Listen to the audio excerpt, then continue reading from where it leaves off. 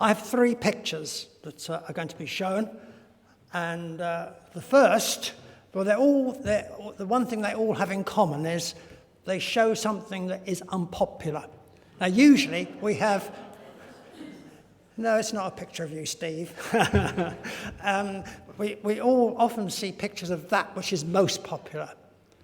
I know I'm going to please at least 2 people I can see very well this morning, but we'll come to that in a minute.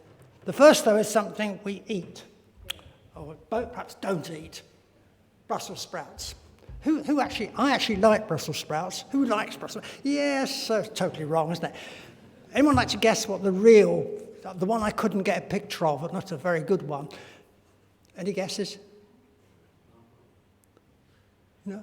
Well, I'll tell you, anchovies. So, there we are. The second picture we come to,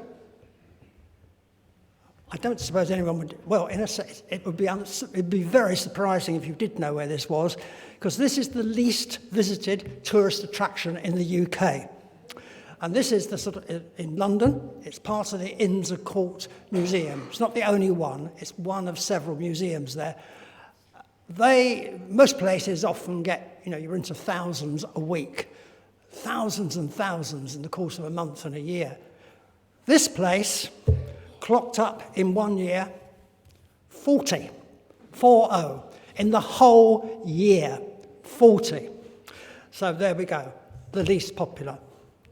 Now, the last picture, where I'm going to make friends and make enemies at one and the same time. This is where people have chosen, and whichever map you look at, it's different. Whatever list you look at, it's different. What is the least popular place to live in? There should be some feeling a bit smug, but we will come to them in a minute. But I have to tell you, I come from the least popular county in the country, apparently, because it clocked up two places that are least popular in Essex. One is Jaywick Sands, and the other is a part of Southend. Not all of it, but one part of it. But if you sort of look, the redder the looking, the better it is. Well, the north of Scotland does pretty well. Yes, hooray. And James organised this for me, but there is no bias, he assured me. You've got it. Where is the most popular? Mind you, why aren't you back there? Where is the most popular? Why not? Northern Ireland. That's where everyone should be going. But I'm glad they don't, because you're here. So we're glad we got some of you here. You brought the happiness across. You're missionaries, really, aren't you? That's right, absolutely. When Richard asked me, as no doubt he asked Mike as well, to think about these 2 Sundays, last week and this week. Last week, Mike ably led us thinking about betrayal. And we were thinking very much about faithfulness and betrayal, how you put those 2 things together. If he drew a short straw, I think the other short straw was today. It's faithfulness when it makes us unpopular. Faithfulness when it makes us unpopular.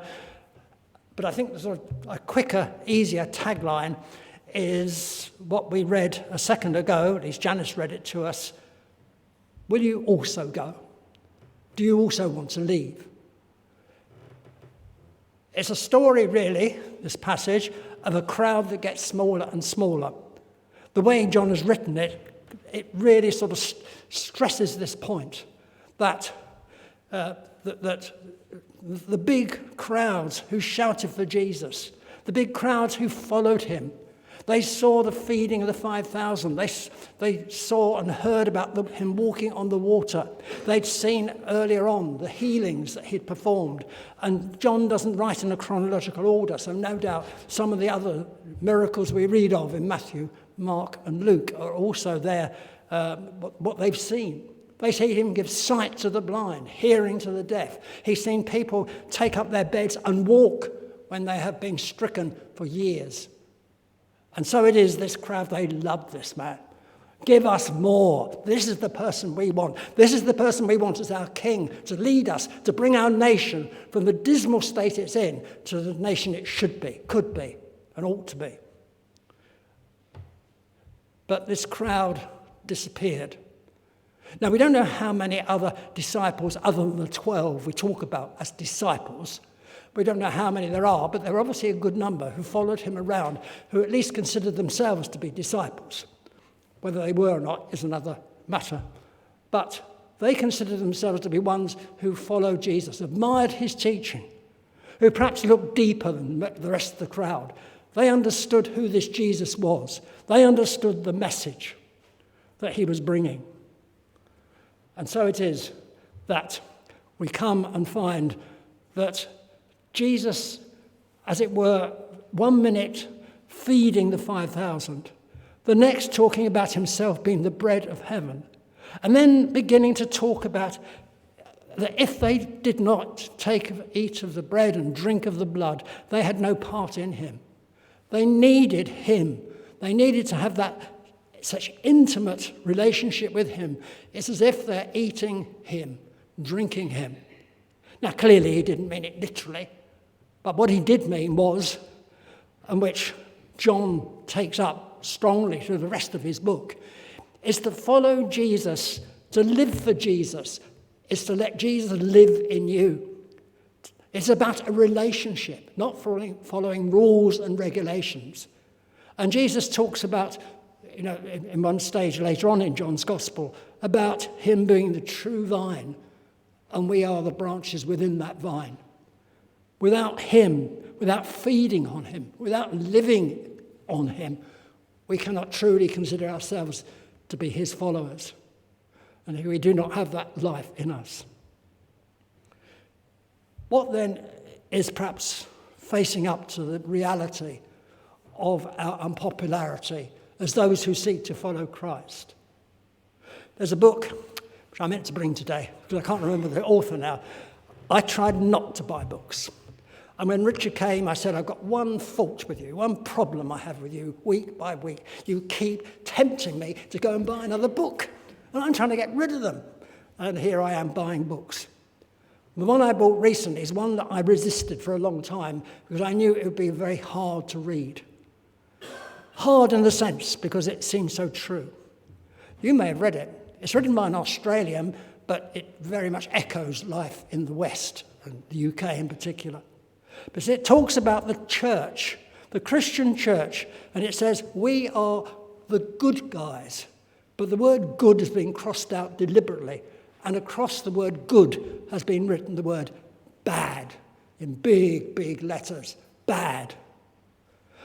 And this author, who's Stephen someone, I just cannot remember his name, who underlines in many, many ways the many instances where once upon a time we sat at the table, as it were, we had people listening to us when we told them this is not right, this is the way to go, this is unjust, this is unfair. We would not tolerate problems just because a man had a different colour skin from another. That should not mean that we ignore him or in any way sort of limit him. Because God looks at the inner man, the inner person. Just because a person is poor and not rich, just because a person perhaps is not the most handsome and debonair or beautiful, this should make no difference. We are to love all. All are equal in God's sight. He has made us and loves us. When John speaks in John 3, he doesn't say God so loved bits of the world, the wealthy bits, the white bits. He says he loves the world so much that he gave his son, Jesus Christ, for you and for me. We now, sadly, instead of being seen as the good guys, we are seen as the bad guys. We are the ones, according to some, who are blocking man's future, blocking man's possibility of flowering into the person he should be. We are the ones who are standing in the way. We are bringing old-fashioned views and values. We are bringing those things that act like a sort of handbrake as you try to drive your car. And so it is that we are now the bad guys. Oh yes, once we were probably the good guys, we were pretty well ignored maybe, or at least listened to, but dismissed, but politely so. But today, as in fact both Stephen and Janet have hinted in the past, they did in the leading up to this service, we see a society which is moving rapidly to listening and believing and just accepting a sort of new gospel, a new way of thinking about man, a new way of thinking about the world and its standards. And so it is. We have a man not long ago that I was reading in Ireland, a teacher, a senior teacher, who was coming up only a year or two to retirement. And the school suddenly decided it would follow this sort of transgender trend of using the pronouns that the pupils decided they wanted to call. They didn't want to be called him or her. They wanted to be called they or them. And this teacher said, well, A, it doesn't make sense, but B, it just goes against everything I know and believe about God creating man and woman, making us as dignified and glorified reflections of himself.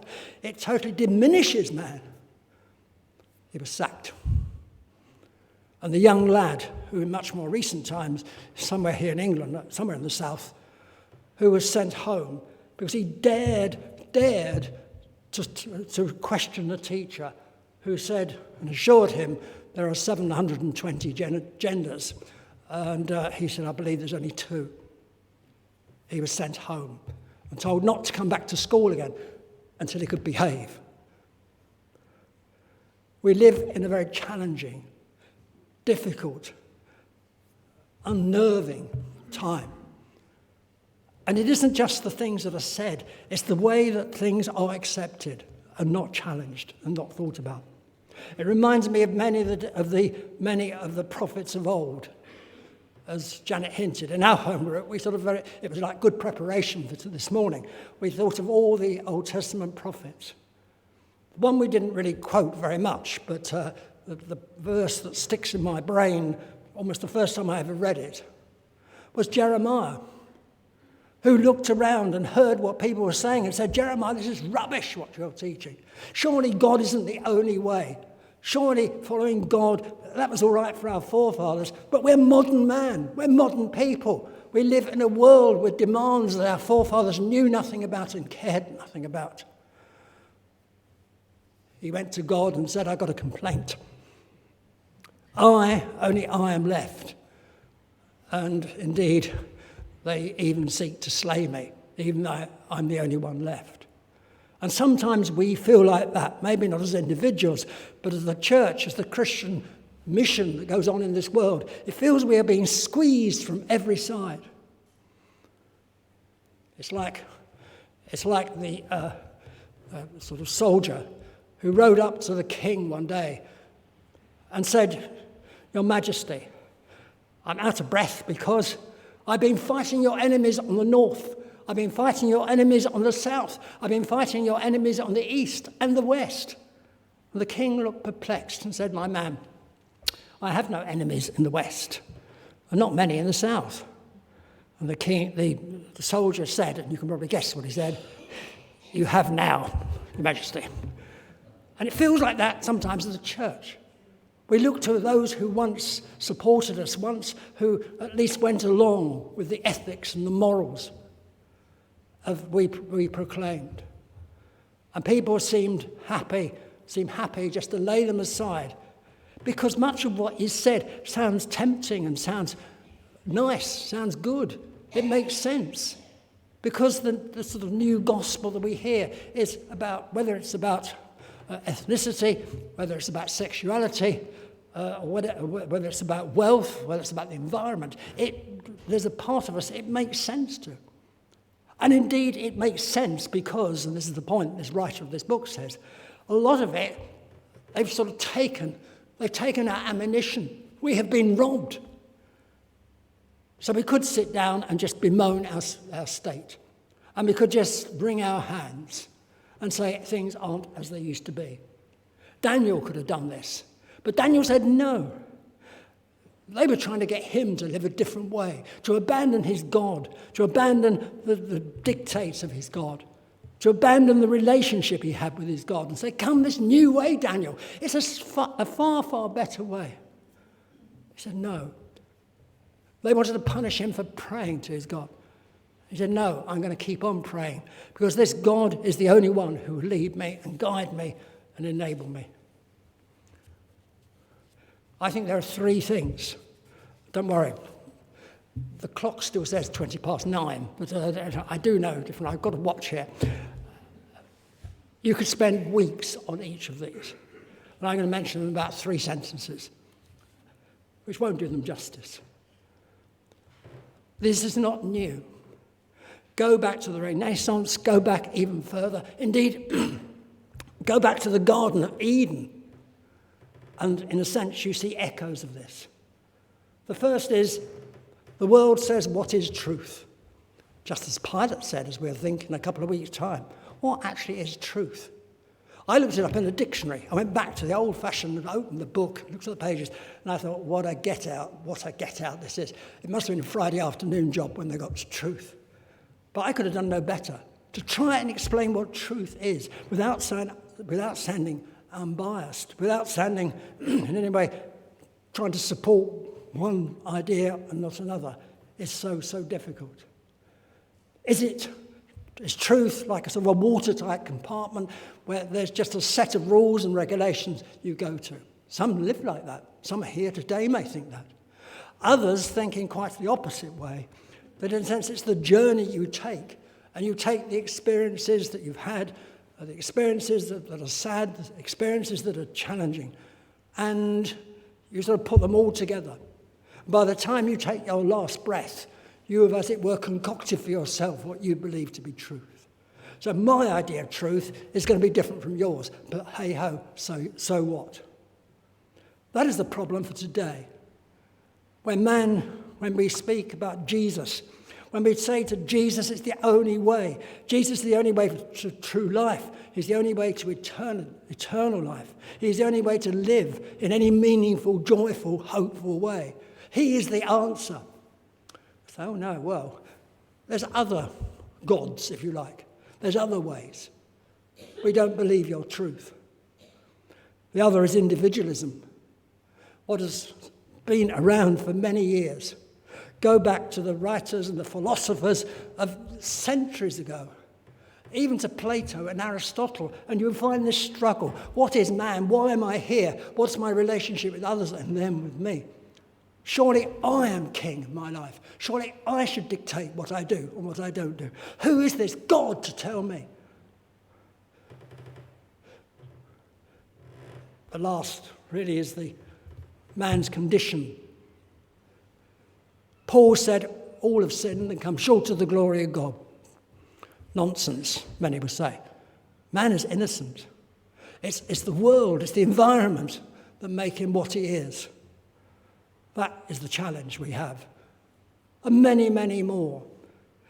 But we are living in, and our children and their children will certainly be brought up in a world and an atmosphere where the things that once were taken as solid and absolutes are now not. So we have this crowd, a crowd that got shorter and smaller as time went on. And those in this crowd who are on the edge said, I don't know, I hear what you're saying, Jesus, but this is hard. Indeed, even amongst the 12 disciples, they said this is a hard saying. Hard in the sense not difficult to understand as much as, in a sense, hard because I do understand it. When someone tells you some news, usually bad news, I don't believe it. I cannot believe it. You know, you can't tell me this person's died. I was talking to him last Thursday. I was with him yesterday. I saw him this morning. And now you're saying he's died. We can't really accept it and believe it. And there are those who cannot accept and believe that Jesus lives for them. He died for them. He rose again from the dead for them. He ascended on high. That he loves them. He wants a relationship with them. And that relationship will only be built when they feed on him. Not literally eating of him, but in spiritually and every other sense of the word, where we rely utterly and completely, as a baby does upon its mother. So it is, we need to feed upon Jesus. But for some, that was one step too far. And the crowd began, we don't know how many, but this big number of other disciples walked away. And perhaps this morning, that's where we are. Perhaps we are firstly being challenged. Will you come and walk closer with Jesus? Will you feed upon him moment by moment, day by day? Or do we do, and I speak to myself first and foremost, do we sort of just have a bit of him when we remember, when we need it? Or do we throw our lives saying, Lord, take total command of my life? Come into these broken bits, the hurt bits, the damaged bits, the bits that don't make sense, the bits that I can't really talk to anyone about.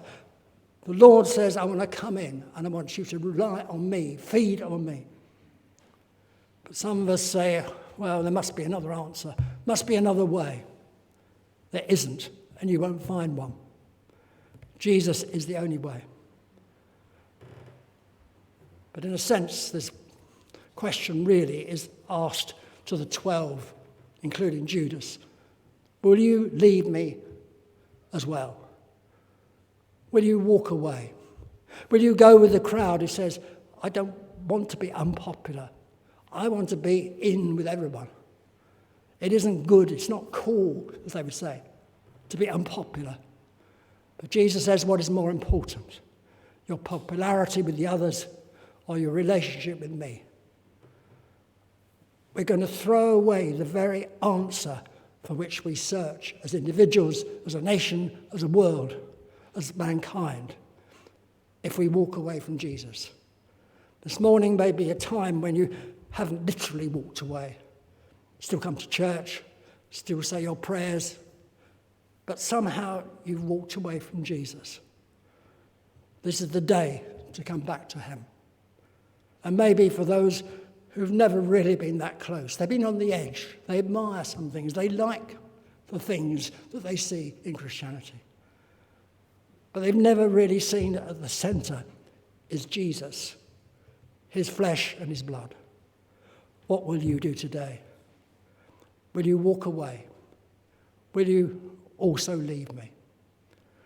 Let us be those who, like the 12, who still have many questions to ask, many experiences to live through, until that day came after that first Easter, when Pentecost came, and these shivering wrecks of men, except for Judas, went out and said, we know that Jesus is not only alive, but he is the only way. He is the truth. He is the life. May that be our testimony today. Amen.